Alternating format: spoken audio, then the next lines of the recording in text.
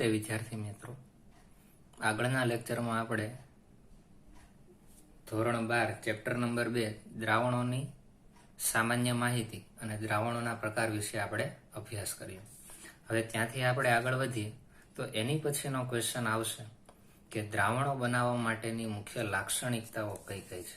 તો આપણે જોઈએ કે દ્રાવણ બનાવવા માટે દ્રાવ્ય અને દ્રાવકની લાક્ષણિકતાઓ જોઈએ.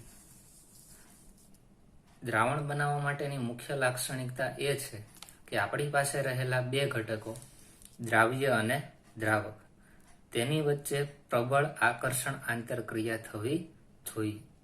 જો દ્રાવ્ય અને દ્રાવક વચ્ચે પ્રબળ આકર્ષણ આંતરક્રિયા થાય તો જ સારામાં સારા સમાંગ દ્રાવણો બની શકે, નહીતર દ્રાવણો બનતા નથી.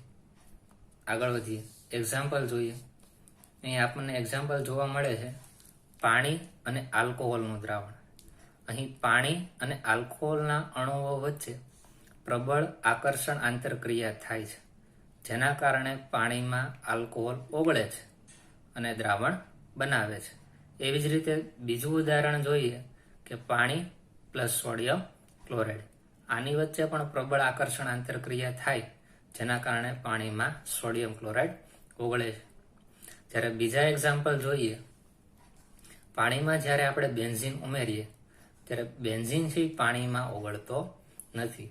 એનો મિનિંગ એમ કે દ્રાવણ બનાવતા નથી. એની પાછળનું કારણ એ છે કે પાણી અને બેન્ઝીનના અણુઓ વચ્ચે પ્રબળ આકર્ષણ આંતરક્રિયા શક્ય નથી, જેના કારણે તેઓ દ્રાવણ બનાવતા નથી. એવી જ રીતે આપણે જોઈએ કે પાણી અને કેરોસીન, તો પાણી અને કેરોસીનના અણુઓ વચ્ચે પણ પ્રબળ આકર્ષણ આંતરક્રિયા ન થતી હોવાથી તે પણ દ્રાવણો બનાવતા નથી, પરંતુ તે કેવા છે, ચોક્કસ લેયરોથી જુદા પડે છે. હવે આપણે આગળ વધીએ. દ્રાવણ બનાવવા માટે દ્રાવ્ય અને દ્રાવકની શું લાક્ષણિકતા હોવી જોઈએ? તો પહેલી લાક્ષણિકતા એ છે કે OH સમૂહની સંખ્યા વધુ તેમ દ્રાવ્યતા વધુ. આનો અર્થ એ થશે કે જો દ્રાવ્ય ઘટકની પાસે OH સમૂહની સંખ્યા જેટલી વધુ હોય તેટલા એ દ્રાવકની અંદર ઝડપથી દ્રાવ્ય થશે. એના એક્ઝામ્પલ જોઈએ આપણે. 3 એક્ઝામ્પલ આપેલા છે. પહેલું એક્ઝામ્પલ છે એ મિથેનોલનું છે, બીજું એક્ઝામ્પલ છે ઇથિલિન ગ્લાયકોલનું છે, જ્યારે ત્રીજું એક્ઝામ્પલ છે ગ્લિસરોલનું છે. તો આપણે આમાં જોઈએ તો સૌથી વધારે દ્રાવ્યતા કયા ઘટકની હશે? તો આપણને ખ્યાલ છે સૌથી વધારે દ્રાવ્યતા કોની હોય? ગ્લિસરોલ.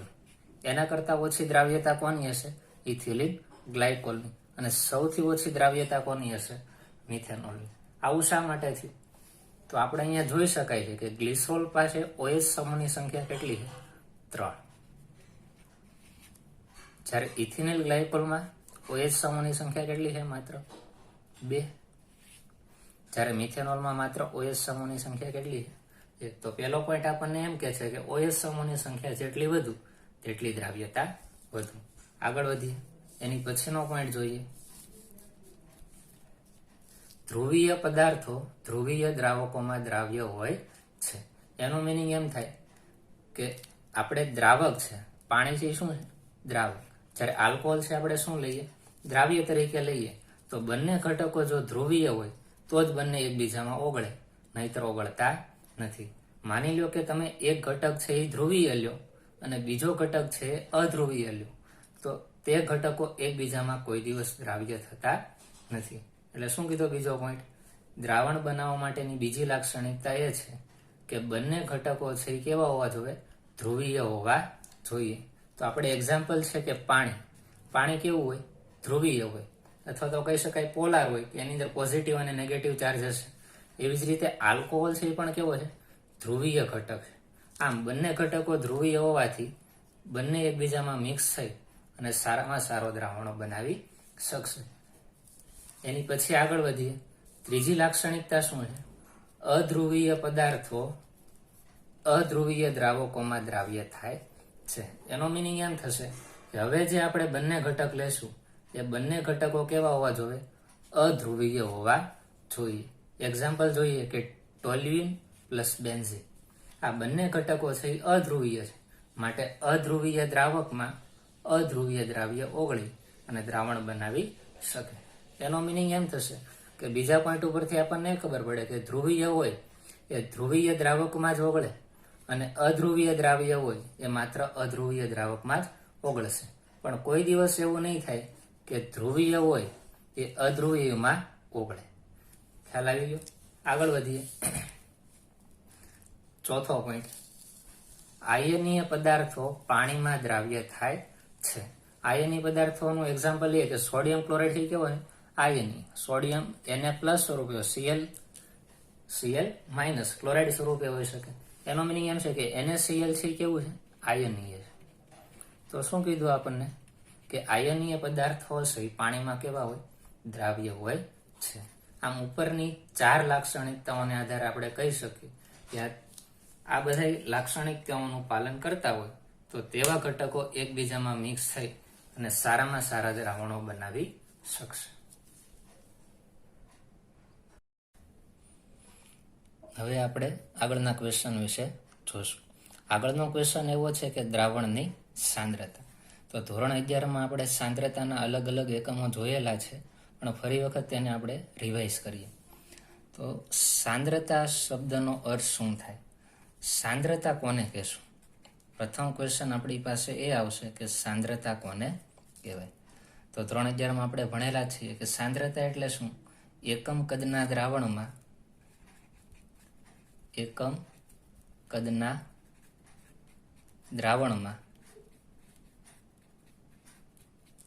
અથવા એકમ વજનના દ્રાવકમાં અથવા એકમ વજનના દ્રાવકમાં ઓગાળેલા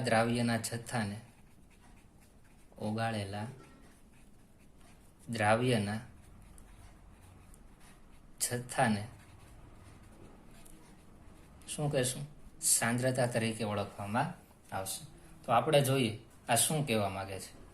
એકમ કદના દ્રાવણમાં, તો સાંદ્રતા માટેનું આપણે સૂત્ર લખવું હોય તો એમ લખી શકાય કે એકમ કદનું દ્રાવણ. એટલે એકમ કદ એટલે આપણે એમ લઈ શકાય કે 1 લીટરનું દ્રાવણ એકમ કદના દ્રાવણમાં, અથવા તો બીજી રીતે વ્યાખ્યા આપશું, અથવા તો શું કીધું? એકમ વજનના દ્રાવકમાં. તો સાંદ્રતાની બીજી રીતે સૂત્ર લખવું હોય તો આપણે એમ પણ લખી શકાય કે એકમ વજન એટલે કેટલું લઈએ? 1 કિલોગ્રામ જેટલું વજન ધરાવતું દ્રાવણ. તેમાં ઓગાળેલા દ્રાવ્યના જથ્થાને, તો અંશમાં શું આવશે? દ્રાવ્યનો જથ્થો. તો શું થયું કે એકમ કદના દ્રાવણમાં એટલે કે 1 લીટર દ્રાવણમાં ઓગળેલા દ્રાવ્યના જથ્થાને દ્રાવણની શું કહેશું? સાંદ્રતા. સેમ અહીંયા પણ આપણે શું લખશું? ઓગાળેલો દ્રાવ્યનો જથ્થો. તો સાંદ્રતાનું સૂત્ર શું થાય વ્યાખ્યાના આધારે? સાંદ્રતા ઇઝ ઇક્વલ ટુ અંશમાં આવશે દ્રાવ્યનો જથ્થો, છેદમાં આવશે એકમ કદનું દ્રાવણ અથવા તો 1 લીટર દ્રાવણ, અથવા તો આપણે અહીંયા શું લખશું? સાંદ્રતા બરાબર દ્રાવ્યનો જથ્થો અથવા તો 1 કિલોગ્રામ વજન. વજન અહીંયા કોનું રહેશે? દ્રાવક. કોનું આવશે? દ્રાવકનું. તો આપણે જોઈએ જેમ દ્રાવ્યનો જથ્થો વધે તેમ દ્રાવણની સાંદ્રતા કેવી થાય? વધે. કારણ કે સાંદ્રતા છે એ દ્રાવ્યના જથ્થાના કેવા પ્રમાણમાં થાય? સમપ્રમાણમાં. જ્યારે કદના કેવા પ્રમાણમાં છે? વ્યસ્ત પ્રમાણમાં.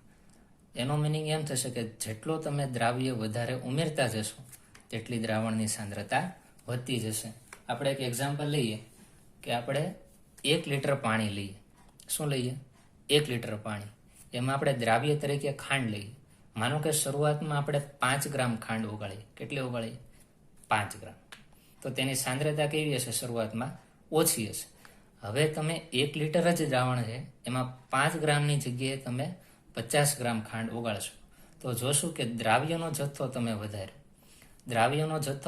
તમે ખાંડ 50 ગ્રામ ઓગાળી તો હવે જે બનેલું દ્રાવણ છે એની સાંદ્રતામાં શું થયો હશે? વધારો જોવા મળશે. તો આપણે કહી શકાય કે સાંદ્રતામાં વધારો કઈ રીતે થાય? તો કે દ્રાવણમાં રહેલા દ્રાવ્યનો જથ્થો જેટલો વધે તેટલી એની સાંદ્રતામાં શું થાય? વધારો જોવા મળશે. આ પછી આપણે જોઈએ કે ધોરણ 11માં સાંદ્રતાના અલગ અલગ એકમોનો આપણે અભ્યાસ કરેલો છે.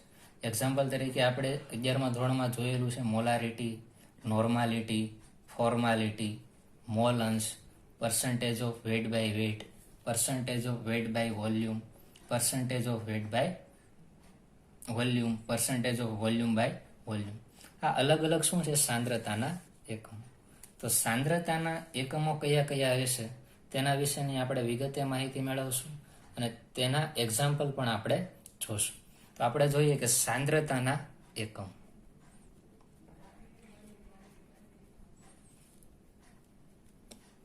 સાંદ્રતાના એકમ. સાંદ્રતાના એકમોને આપણે બે ભાગમાં વિભાજિત કરશું. સાંદ્રતાના એકમોને આપણે બે ભાગમાં વિભાજિત કરીએ.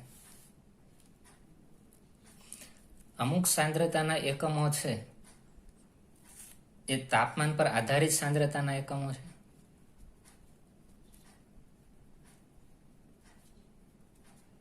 જ્યારે અમુક સાંદ્રતાના એકમો છે જે તાપમાન પર આધારિત નથી.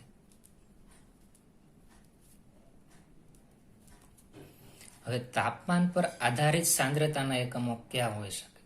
તો કે જે સાંદ્રતાના એકમોમાં કદનો રિલેશન આવતો હોય, એટલે કે જે સાંદ્રતાના એકમોમાં કદ વિશેની માહિતી આવતી હોય તે બધી સાંદ્રતાના એકમો એ તાપમાન ઉપર આધાર રાખશે. પણ તાપમાન પર આધાર રાખતા નથી એવા સાંદ્રતાના એકમો કયા હશે? તો કે જે સાંદ્રતાના એકમમાં વજન અથવા તો આપણે કહીએ દળ વિશેની માહિતી આવતી હોય તેવા સાંદ્રતાના એકમો એ તાપમાન પર આધાર રાખતા નથી. આપણે સામાન્ય એક્ઝામ્પલ લઈએ કે આપણી પાસે 100 ml નું દ્રાવણ છે. આપણે કયો રિલેશન જોઈએ છે? કદવાળું. 100 ml નું દ્રાવણ એને તમે 25 ડિગ્રી સેન્ટીગ્રેડે રાખો ત્યારે એનું કદ છે એ 100 ml છે. પણ માનો કે તમે એનું ટેમ્પરેચર 25 ડિગ્રી સેન્ટીગ્રેડથી વધારી અને 100 ડિગ્રી સેન્ટીગ્રેડ સુધી લઈ જાઓ તો દ્રાવણનું કદ 100 ml રહેવાનું છે? તો કે નહીં. આનો મિનિંગ એમ થાય કે ટેમ્પરેચરમાં વધારો કરો તો દ્રાવણના કદમાં શું થાય છે? ઘટાડો જોવા મળે છે. તો આપણે કહી શકાય કે સાંદ્રતાના અમુક એકમો એવા છે કે જે તાપમાન પર આધાર રાખશે. તાપમાન પર આધાર રાખતા સાંદ્રતાના એકમો કયા? તો કે જે સાંદ્રતાના એકમોમાં કદ આવતું હોય તો તે બધા ઘટકો હશે અથવા તો તે બધા સાંદ્રતાના એકમો હશે એ તાપમાન પર આધારિત હશે. જ્યારે બીજા એક્ઝામ્પલ જોઈએ વજનવાળા. એક એક્ઝામ્પલ આપણે લઈ લઈએ. ધારી લઈએ કે એક વ્યક્તિનું વજન 45 કિલોગ્રામ છે. હવે એ વ્યક્તિને આપણે 10 ડિગ્રી સેન્ટીગ્રેડ તાપમાને રાખી તો શું એના વજનમાં કંઈ ફરક પડવાનો છે? નહીં. હવે આપણે ટેમ્પરેચર વધારીને 50 ડિગ્રી સેન્ટીગ્રેડ કરી નાખી તો પણ વજનમાં કાંઈ ચેન્જ આવવાનો નથી. તો આપણે કહી શકાય કે ટેમ્પરેચરના ફેરફારની વજન ઉપર કાંઈ અસર થતી નથી. એનો મિનિંગ એમ થાય કે તાપમાન પર આધારિત ન હોય તેવા સાંદ્રતાના એકમોમાં કોણ કોણ આવતા હોય અથવા તો જે વજન સાથે રિલેશન ધરાવતા હોય તે બધા ઘટકો હશે એ બધા સાંદ્રતાના એકમોને આપણે અહીંયા ધ્યાનમાં લેશું. હવે આપણે જોઈએ કે તાપમાન પર આધારિત ન હોય તેવા સાંદ્રતાના એકમો કયા કયા છે. પેલું જોઈએ કે જે તાપમાન પર આધારિત હોય તેવા સાંદ્રતાના એકમો, percentage of volume by volume. બીજું આપણે જોઈએ percentage of weight by volume. ત્રીજું જોઈએ મોલારિટી. ચોથું જોઈએ નોર્માલિટી. આગળ વધીએ ફોર્માલિટી. આ બધા સાંદ્રતાના એકમો એવા છે કે જે તાપમાન પર આધારિત હશે. તો આપણે એમ કહી શકાય કે આ બધા સાંદ્રતાના એકમો એના આધારે આપણે શું કહી શકાય કે આ બધા સાંદ્રતાના એકમો કોના ઉપર આધારિત હશે? કદના રિલેશનને આધારિત હશે. જ્યારે બીજા જોઈએ કે જે તાપમાન પર આધારિત રાખતા નથી એવા સાંદ્રતાના એકમો કયા કયા હશે? તો કે percentage of weight by weight. બીજું જોઈએ મોલ અંશ. એને આપણે શેના દ્વારા દર્શાવીએ છીએ? એની સંજ્ઞા. આગળ વધીએ આપણે મોલાલિટી. અને આવશે પાર્ટ્સ પર મિલિયન. આપણે જોયું કે સાંદ્રતાના એકમોના આપણે બે ભાગમાં વિભાજિત કર્યા. પહેલો ભાગ એવો છે કે આ બધા સાંદ્રતાના એકમો છે તાપમાન પર આધાર રાખે છે, જ્યારે આ સાઈડના બધા સાંદ્રતાના એકમો છે તાપમાન પર આધાર રાખતા નથી.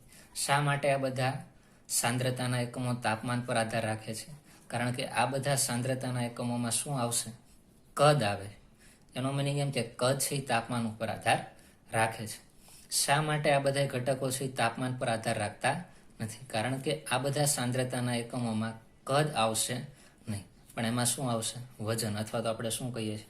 દળના રિલેશન આવશે.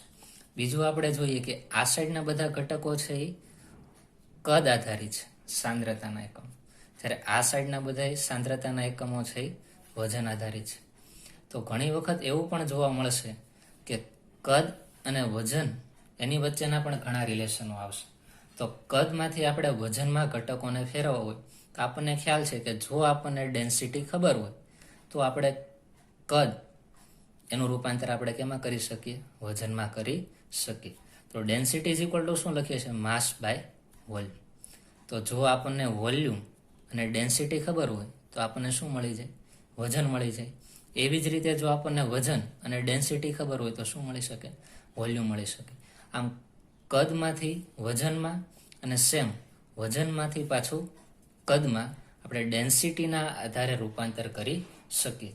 અને આના પણ આપણે આગળ MCQ અને એક્ઝામ્પલ જોશું. હવે આપણે આગળના ક્વેશ્ચન વિશે જોશું. આગળનો ક્વેશ્ચન એવો છે કે દ્રાવણની સાંદ્રતા. તો ધોરણ 11માં આપણે સાંદ્રતાના અલગ અલગ એકમો જોયેલા છે, પણ ફરી વખત તેને આપણે રિવાઇઝ કરીએ. તો સાંદ્રતા શબ્દનો અર્થ શું થાય? સાંદ્રતા કોને કહેશું? પ્રથમ ક્વેશ્ચન આપણી પાસે એ આવશે કે સાંદ્રતા કોને કહેવાય? તો ધોરણ 11માં આપણે ભણેલા છીએ કે સાંદ્રતા એટલે શું? એકમ કદના દ્રાવણમાં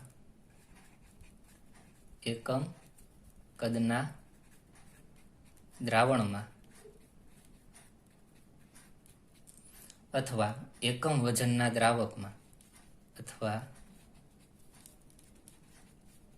એકમ વજનના દ્રાવકમાં ઓગાળેલા દ્રાવ્યના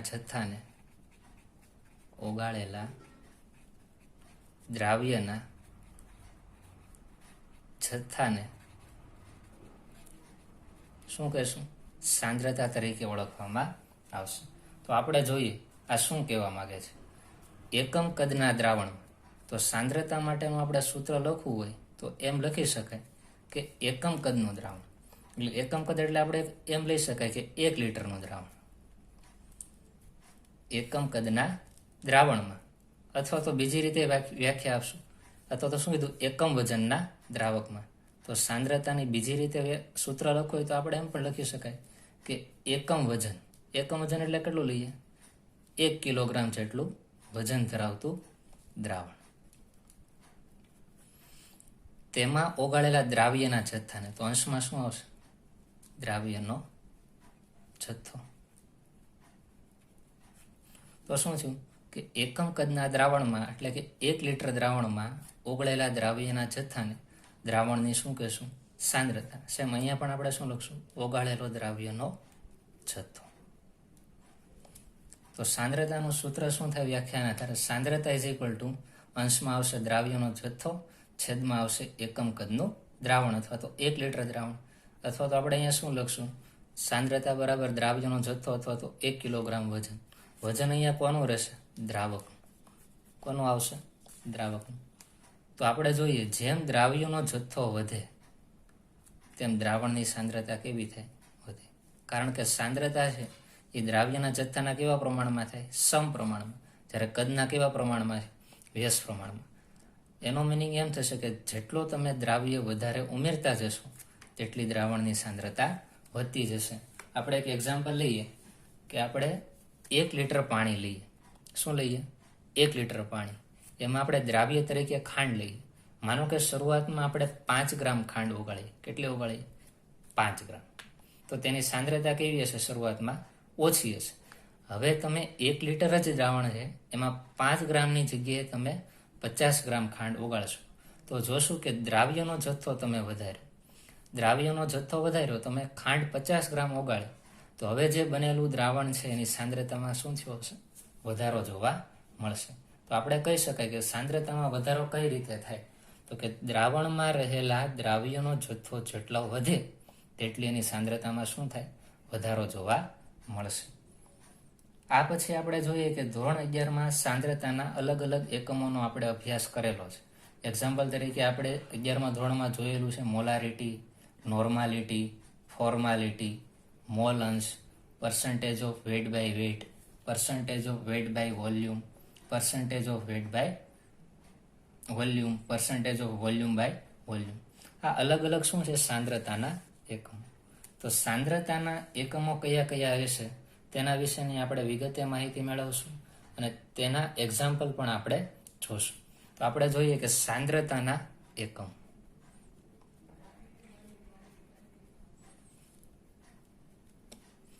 સાંદ્રતાના એકમ.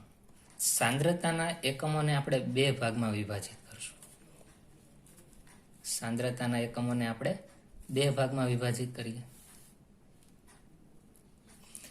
અમુક સાંદ્રતાના એકમો છે એ તાપમાન પર આધારિત સાંદ્રતાના એકમો છે.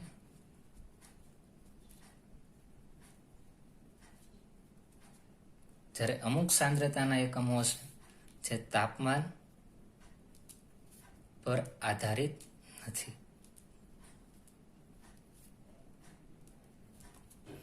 હવે તાપમાન પર આધારિત સાંદ્રતાના એકમો ક્યાં હોઈ શકે? તો કે જે સાંદ્રતાના એકમોમાં કદનો રિલેશન આવતો હોય, એટલે કે જે સાંદ્રતાના એકમોમાં કદ વિશેની માહિતી આવતી હોય તે બધી સાંદ્રતાના એકમો એ તાપમાન ઉપર આધાર રાખશે. પણ તાપમાન પર આધાર રાખતા નથી એવા સાંદ્રતાના એકમો કયા હશે? તો કે જે સાંદ્રતાના એકમમાં વજન અથવા તો આપણે કહીએ દળ વિશેની માહિતી આવતી હોય તેવા સાંદ્રતાના એકમો એ તાપમાન પર આધાર રાખતા નથી. આપણે સામાન્ય એક્ઝામ્પલ લઈએ કે આપણી પાસે 100 ml નું દ્રાવણ છે. આપણે કયો રિલેશન જોઈએ છે? કદવાળો. 100 ml નું દ્રાવણ એને તમે 25 ડિગ્રી સેન્ટીગ્રેડે રાખો ત્યારે એનું કદ છે એ 100 ml છે. પણ માનો કે તમે એનું ટેમ્પરેચર 25 ડિગ્રી સેન્ટીગ્રેડથી વધારી અને 100 ડિગ્રી સેન્ટીગ્રેડ સુધી લઈ જાઓ તો દ્રાવણનું કદ 100 ml રહેવાનું છે? તો કે નહીં. આનો મિનિંગ એમ થાય કે ટેમ્પરેચરમાં વધારો કરો તો દ્રાવણના કદમાં શું થાય છે? ઘટાડો જોવા મળે છે. તો આપણે કહી શકાય કે સાંદ્રતાના અમુક એકમો એવા છે કે જે તાપમાન પર આધાર રાખશે. તાપમાન પર આધાર રાખતા સાંદ્રતાના એકમો કયા? તો કે જે સાંદ્રતાના એકમોમાં કદ આવતું હોય તો તે બધા ઘટકો હશે અથવા તો તે બધા સાંદ્રતાના એકમો હશે એ તાપમાન પર આધારિત હશે. જ્યારે બીજા એક્ઝામ્પલ જોઈએ વજનવાળા. એક એક્ઝામ્પલ આપણે લઈ લઈએ. ધારી લઈએ કે એક વ્યક્તિનું વજન 45 કિલોગ્રામ છે. હવે એ વ્યક્તિને આપણે 10 ડિગ્રી સેન્ટીગ્રેડ તાપમાને રાખી તો શું એના વજનમાં કંઈ ફરક પડવાનો છે? નહીં.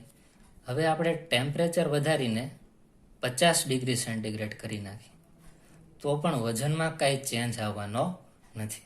તો આપણે કહી શકાય કે ટેમ્પરેચરના ફેરફારની વજન ઉપર કાંઈ અસર થતી નથી. એનો મિનિંગ એમ થાય કે તાપમાન પર આધારિત ન હોય તેવા સાંદ્રતાના એકમોમાં કોણ કોણ આવતા હોય અથવા તો જે વજન સાથે રિલેશન ધરાવતા હોય તે બધા ઘટકો હશે એ બધા સાંદ્રતાના એકમોને આપણે અહીંયા ધ્યાનમાં લેશું. હવે આપણે જોઈએ કે તાપમાન પર આધારિત ન હોય તેવા સાંદ્રતાના એકમો કયા કયા છે. પેલું જોઈએ કે જે તાપમાન પર આધારિત હોય તેવા સાંદ્રતાના એકમો, percentage of volume by volume. બીજું આપણે જોઈએ percentage of weight by volume. ત્રીજું જોઈએ મોલારિટી. ચોથું જોઈએ નોર્માલિટી. આગળ વધીએ ફોર્માલિટી.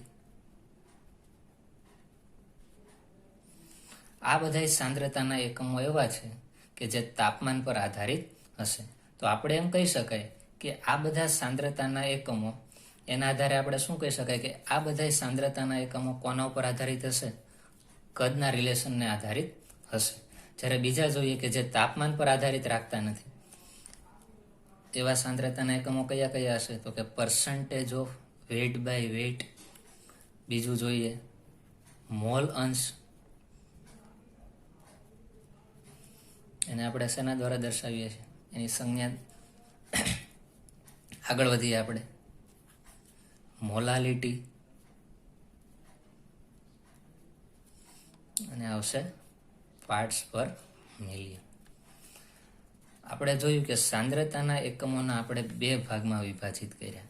પહેલો ભાગ એવો છે કે આ બધા સાંદ્રતાના એકમો છે તાપમાન પર આધાર રાખે છે, જ્યારે આ સાઈડના બધા સાંદ્રતાના એકમો છે તાપમાન પર આધાર રાખતા નથી. શા માટે આ બધા સાંદ્રતાના એકમો તાપમાન પર આધાર રાખે છે? કારણ કે આ બધા સાંદ્રતાના એકમોમાં શું આવશે? કદ આવે. એનો મિનિંગ એમ કે કદ છે તાપમાન ઉપર આધાર રાખે છે. શા માટે આ બધા ઘટકો છે તાપમાન પર આધાર રાખતા નથી? કારણ કે આ બધા સાંદ્રતાના એકમોમાં કદ આવશે નહીં, પણ એમાં શું આવશે? વજન, અથવા તો આપણે શું કહીએ છીએ? દળના રિલેશન આવશે. બીજું આપણે જોઈએ કે આ સાઈડના બધા ઘટકો છે એ કદ આધારિત છે સાંદ્રતાના એકમો, જ્યારે આ સાઈડના બધા સાંદ્રતાના એકમો છે એ વજન આધારિત છે. તો ઘણી વખત એવું પણ જોવા મળશે કે કદ અને વજન એની વચ્ચેના પણ ઘણા રિલેશનો આવશે. તો કદમાંથી આપણે વજનમાં ઘટકોને ફેરવવા હોય તો આપણને ખ્યાલ છે કે જો આપણને ડેન્સિટી ખબર હોય તો આપણે કદ એનું રૂપાંતર આપણે કેમાં કરી શકીએ? વજનમાં કરી શકીએ. તો ડેન્સિટી ઇઝ ઇક્વલ ટુ શું લખીએ છીએ? માસ બાય વોલ્યુમ. તો જો આપણને વોલ્યુમ અને ડેન્સિટી ખબર હોય તો આપણને શું મળી જાય? વજન મળી જાય. એવી જ રીતે જો આપણને વજન અને ડેન્સિટી ખબર હોય તો શું મળી શકે? વોલ્યુમ મળી શકે. આમ કદમાંથી વજનમાં અને સેમ વજનમાંથી પાછું કદમાં આપણે ડેન્સિટીના આધારે રૂપાંતર કરી શકીએ. અને આના પણ આપણે આગળ MCQ અને એક્ઝામ્પલ જોશું.